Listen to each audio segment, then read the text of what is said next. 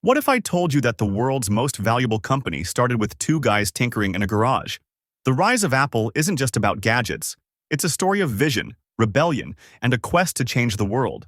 But how did they go from near bankruptcy to dominating the tech industry? Let's dive into the incredible journey of Apple.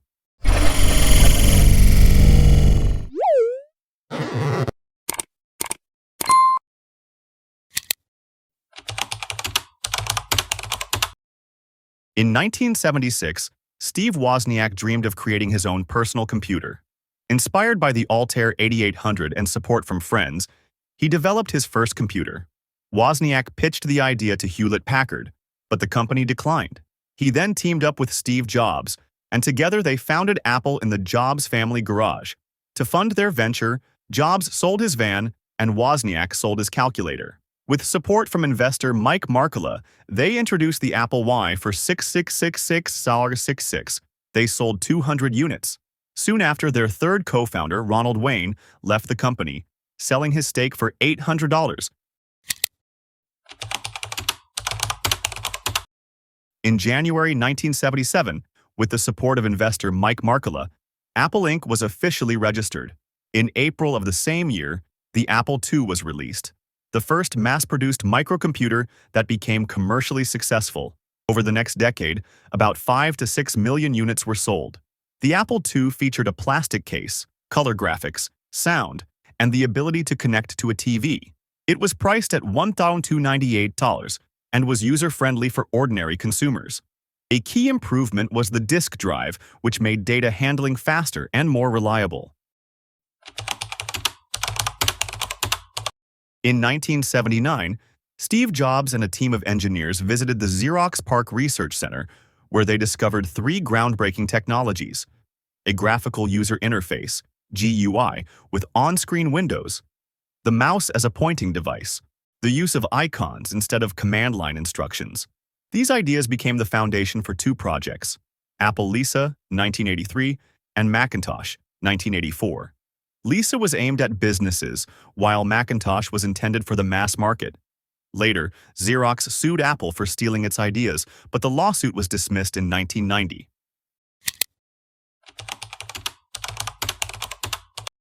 Since 1980, Apple had been growing rapidly, exceeding $100 million in profits and hiring over 1,000 employees.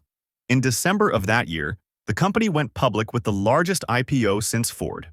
By the end of 1980, Apple's valuation reached nearly $2 billion, surpassing even Ford. In 1981, IBM launched its PC, using affordable components from Intel and an operating system from Microsoft. This allowed other companies to create compatible computers and software. IBM quickly became a leader in the market, leaving the Apple II behind and dealing a major blow to the unreleased Apple Lisa. Lisa, released in 1983 for $999.95, failed due to its high price and technical issues. Apple didn't give up and introduced the Macintosh in 1984. Steve Jobs took over the project despite internal conflicts. The computer was announced through a famous Super Bowl ad, directed by Ridley Scott. The commercial compared IBM to the dystopian regime in George Orwell's 1984, portraying Apple as a symbol of freedom and innovation. With its user-friendly graphical interface and an affordable price of $2,500, the Macintosh became appealing to both businesses and regular consumers. However, despite the iconic ad, its commercial success was limited.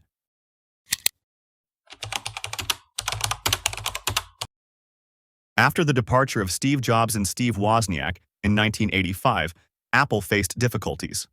Sales of the Macintosh did not meet expectations due to limited memory and the lack of essential features like a color screen. Many considered the graphical interface ineffective and toy-like. As a result, Jobs was fired, and Wozniak left the company earlier. Jobs founded Next and acquired Pixar, which later played an important role in Apple's future. Meanwhile, under John Sculley's leadership, Apple continued to develop the Mac, particularly in the desktop publishing sector, which brought success in graphic arts and publishing. Despite the success of new models like the Mac II and Mac SE in 1987, the company faced legal issues, including lengthy disputes with Microsoft and Xerox over the graphical interface. Apple also attempted to partner with IBM to develop new technologies, But this project failed. Failures continued with the unsuccessful Newton PDA and confusion surrounding the Claris division, which diverted company resources. In 1993, Scully was replaced by Michael Spindler, but Apple continued to struggle with problems: poor product quality, an excess of outdated models, and an inability to fulfill orders. In 1996, Gil Amelio became the CEO, but the situation remained challenging.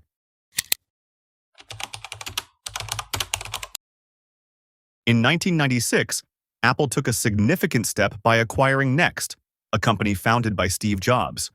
This allowed the company to cut costs and improve quality.